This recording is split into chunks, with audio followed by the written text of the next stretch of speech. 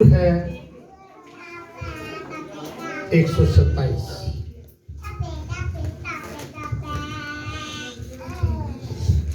और उसकी हम तीसरी आयत पढ़ेंगे।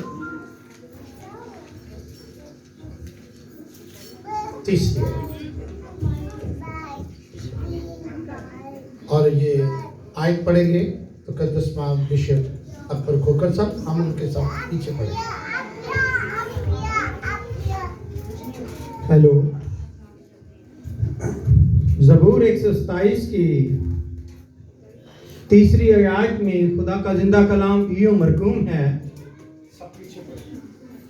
आप सब कोशिश करें कि मेरे पीछे पढ़ें। देखो औलाद खुदा की तरफ से मिरास है और पेट का फल उसी की तरफ से अजर है। पाक कलाम के पढ़े सुने और कबूल किए जाने पर खुदावंद हम सबको बड़ी बरकत अता फरमाए। तशरीफ रखिएगा।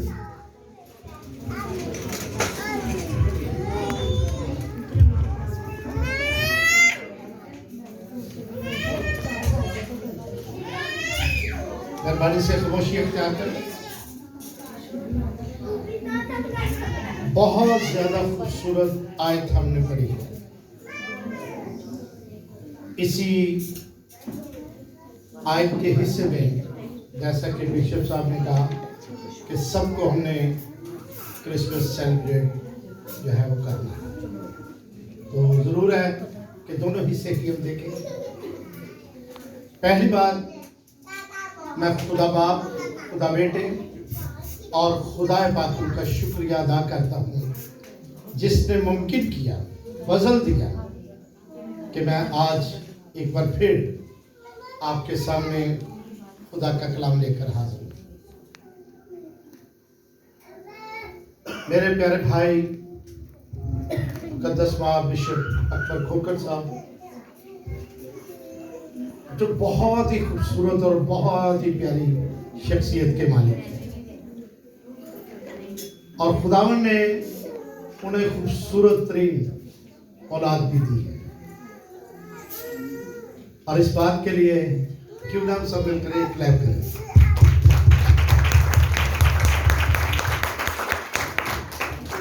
मेरी बहन जो उनकी मिसेस यहाँ पर तशरीफ फरमा है,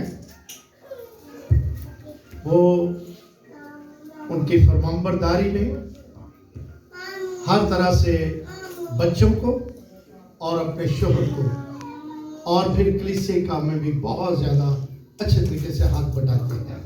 चूँकि मैं उनके घर गया हूँ और वहाँ पर मैंने सारे हालात को देखा है। खुदावन इस फैमिली को कसरत की बरकत है। और फिर यहाँ पर खुदा के अजीम खादम बैठे हुए हैं। खुदावन इन सब को कसरत से बरकत दे। और फिर आप जो सब खूबसूरत खुदा की जमायत यहाँ पर तशरीफ फरमा है, खुदा की सलामती आप सब पर है। खुदा के कलाम में लिखा है, खुदा की जमायत में खुदा मौजूद है। क्या आपका ईमान है कि खुदा यहाँ पर है? होता ऐसा है कि जब एक डॉक्टर किसी पेशेंट को देखता है और हर पेशेंट की ख्वाहिश ये होती है कि वो डॉक्टर के पास जाए, उसको चेकअप करवाए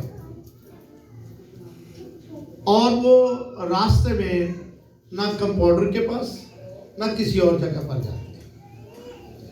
आज जिस डॉक्टर की बात मैं करता हूं वो डॉक्टरों का डॉक्टर, और लिखा है कि खुदा की जमायत में खुदा मौजूद है।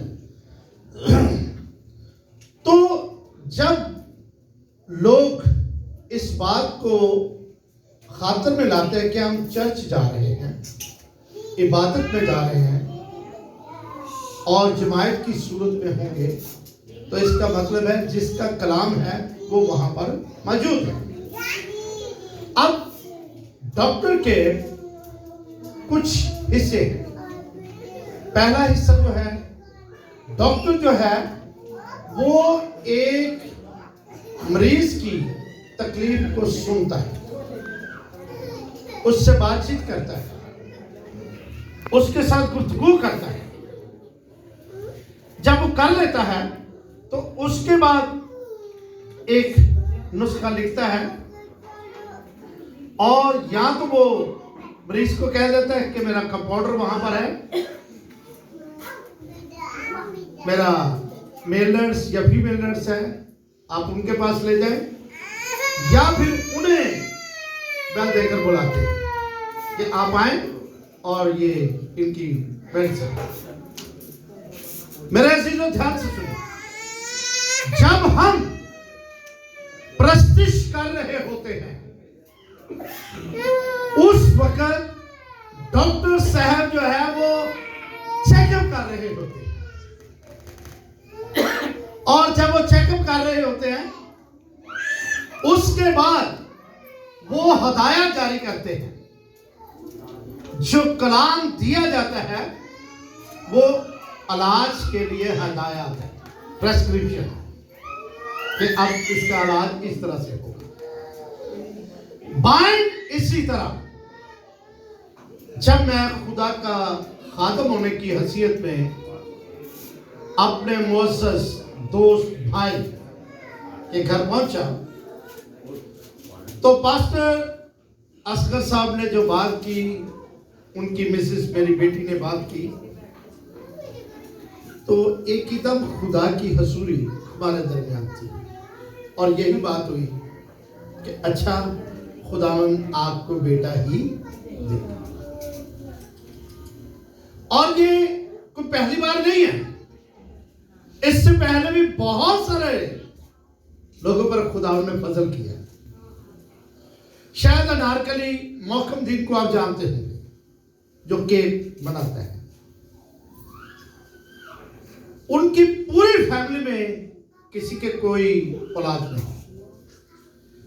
23 साल गुजरने के बाद नकवी साहब उन्होंने खुदावन के घर में आना पसंद किया और दरख्वास्त की कि बिशप साहब, हमारी पूरी फैमिली में किसी के यहाँ कोई औलाद नहीं, और मेरी शादी को भी 23 साल हो गए, तो हमारे घर तो कोई भी औलाद नहीं है, हम तो ऐसे ही जा रहे हैं दुनिया से। खुदा तरस खाने वाला खुदा है, खुदा किसी का तरफदार नहीं है, चाहे वो क्रिश्चियन हो, मुस्लिम हो, किसी जात से ताल्लुक उसका रखता है। जो खुदावंद पर ईमान लाएगा वो उसका जलाल देखेगा।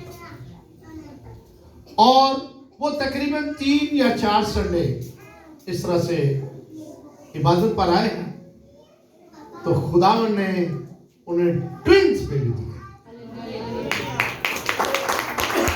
और वो बच्चे भी अब स्कूल जाना शुरू हो गए। Twins baby.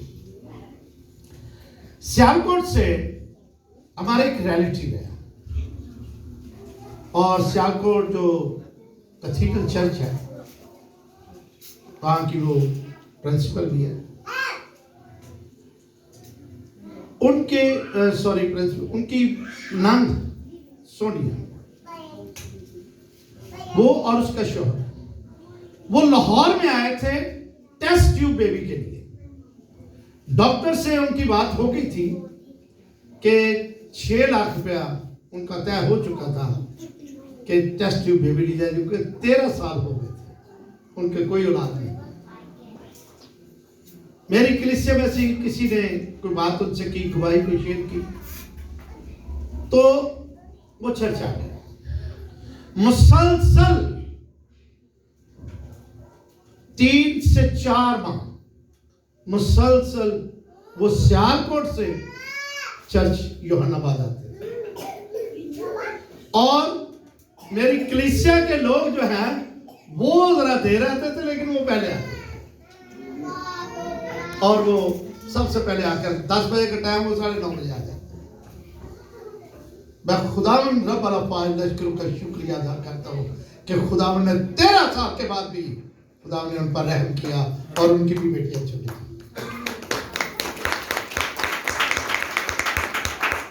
ये सब कुछ खुदावन के लिए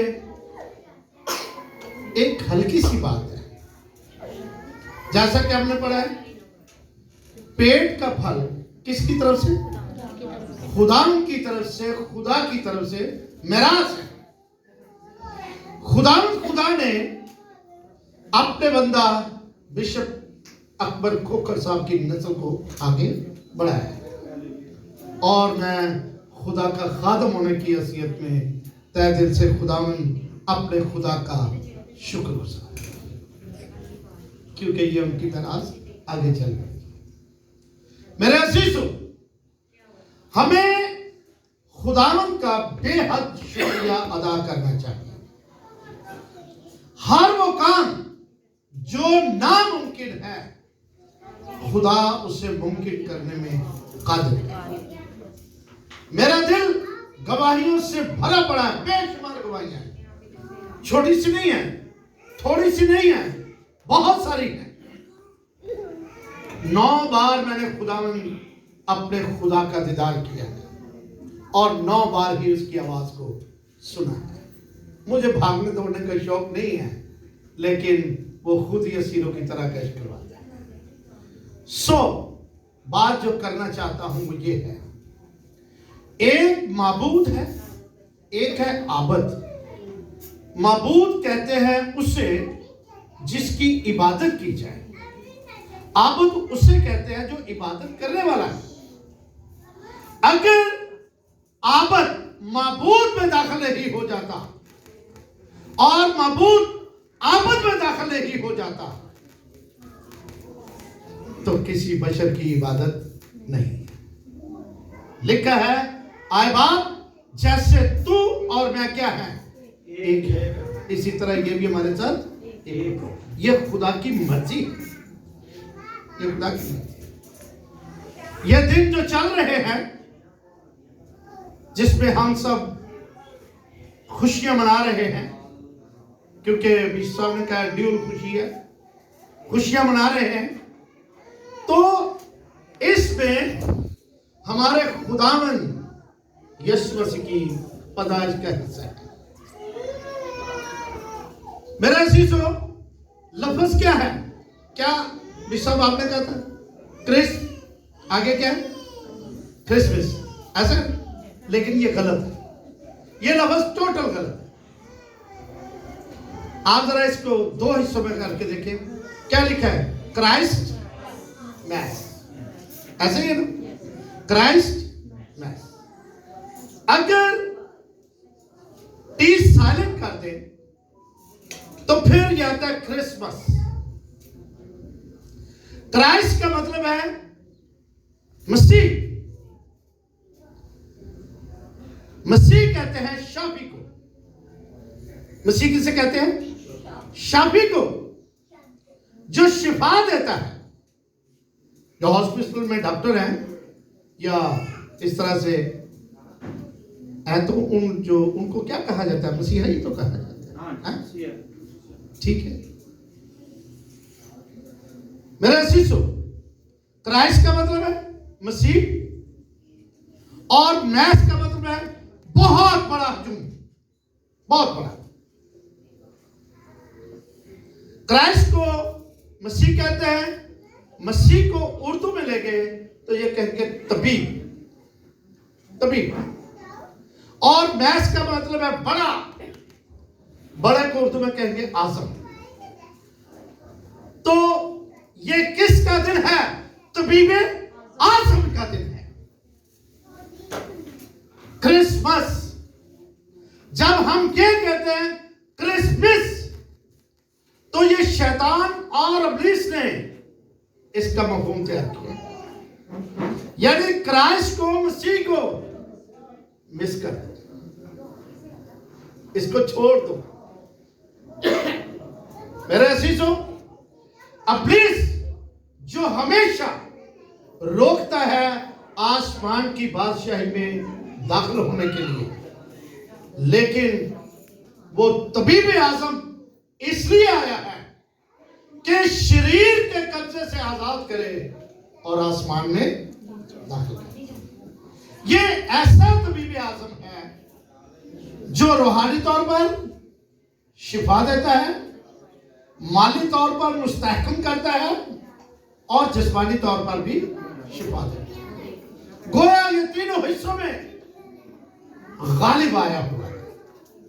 आसमान का हिस्सा उसका है, जमीन पर उसका जलालदार होता है और नीचे पताल में भी, वहां पर भी उसने कैदी लोगों को आजाद किया है। गोया ये तबीब आजम ऐसा है जो हमें हर तरह से महफूज कर लेता है। जिसकी जैसी भी क्यों ना जरूरत हो, अगर वो सच्चाई के साथ उसके पास आएगा, हकीकत यह है कि वो नाम रात कभी भी वापस नहीं। मुबारक है वो जो उसे पहचानते हैं, उसकी पहचान कर उसकी इबादत करें,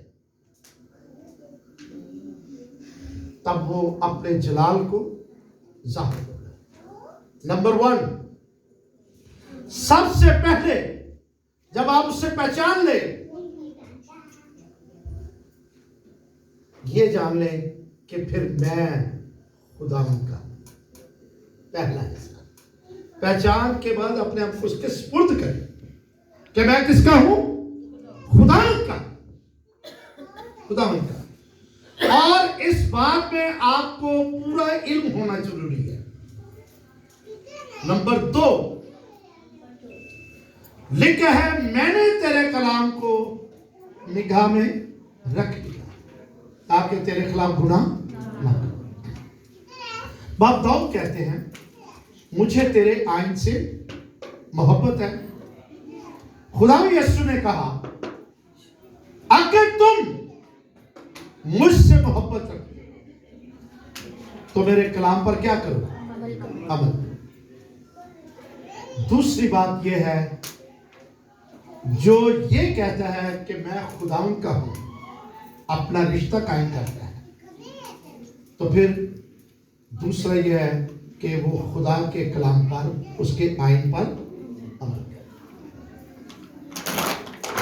तीसरी बात कि उसका जलाल मुझसे जारी हो। बात समझ में आ गई है?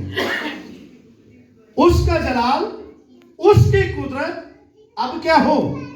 मुझसे जारी हो। क्या खुदावन ने अपने शागिर्दों को यह ना कहा कि जाओ सांपों और बिच्छुओं को क्या करो और इब्लीस की सारी कुदरत पर गालिब हो?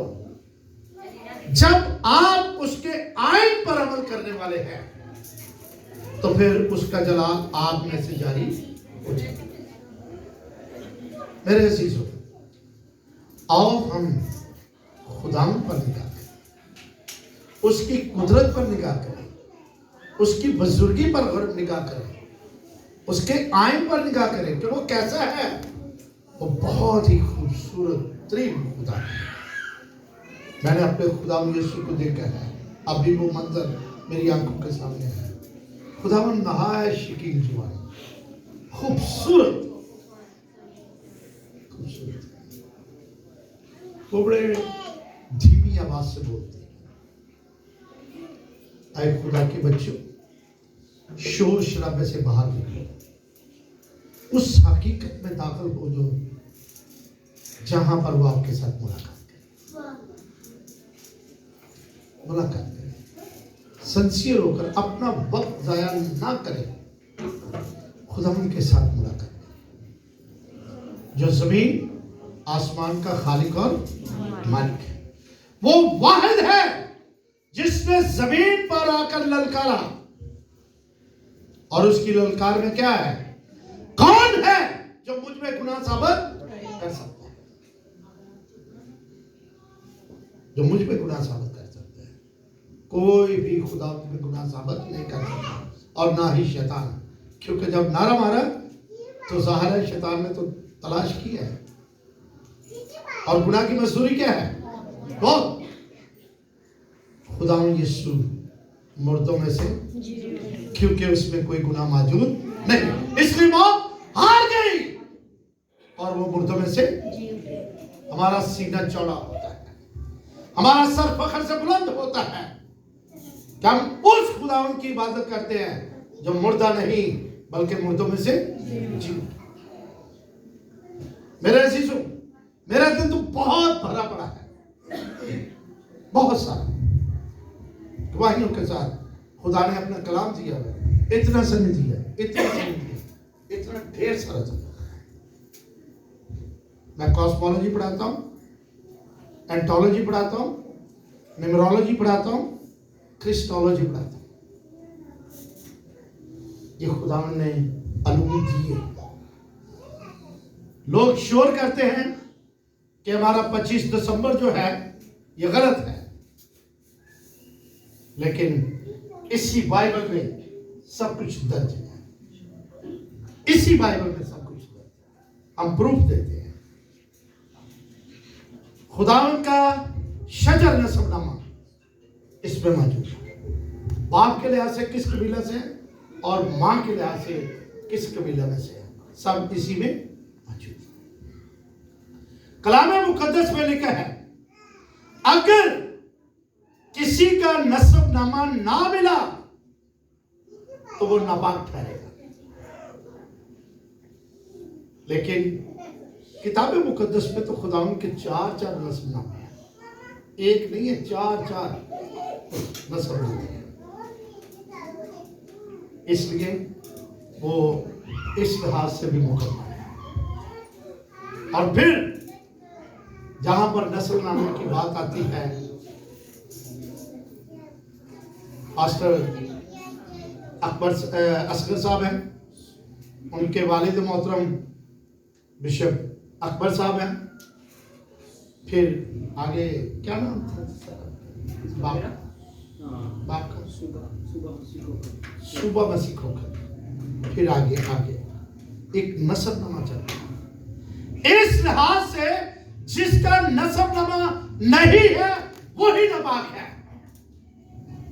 और ये बेटा जो खुदा ने दिया है, जिसका नाम शोहाम रखा गया है,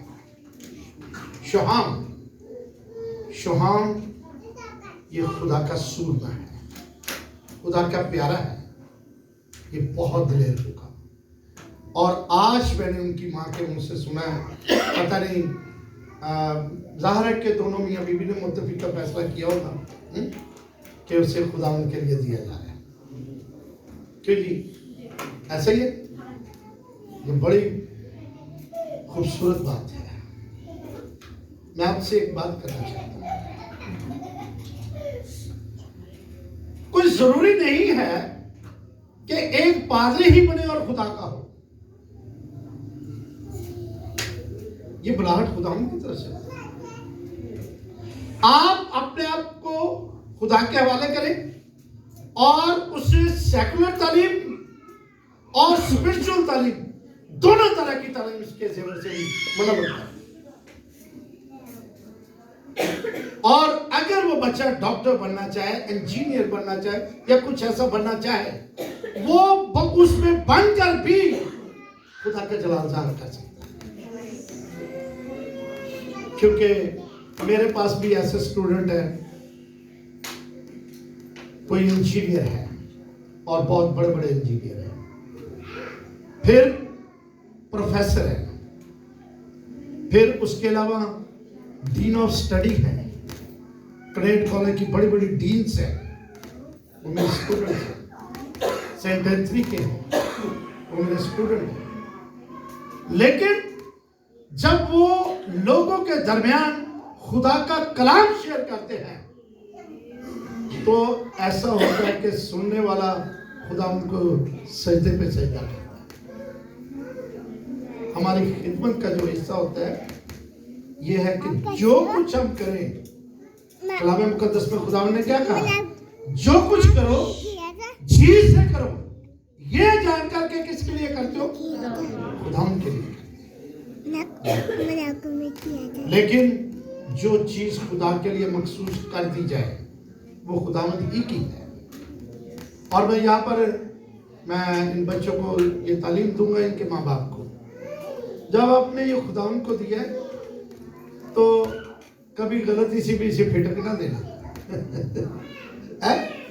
होता है ना?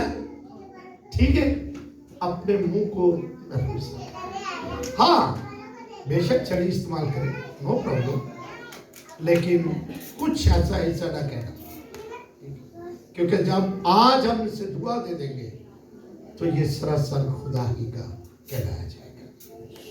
इसलिए मेरे अजीजों, जब खुदा उसे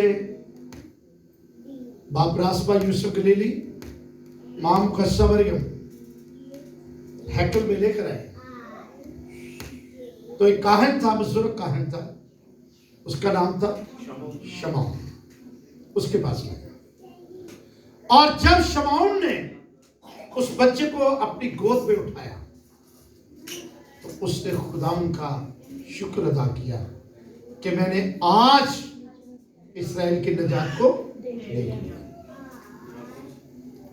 मेरे शिष्यों, हम जब मुझसे निकाल देते हैं या कोई मखसूस चीज खुदावन के पास लाते हैं, जब तक वो काहन के पास ना लाई जाए, खुदा के अज़र कबूल नहीं, कभी कबूल नहीं होता। लोग अक्सर कहते हैं ये चीज खुदा की है।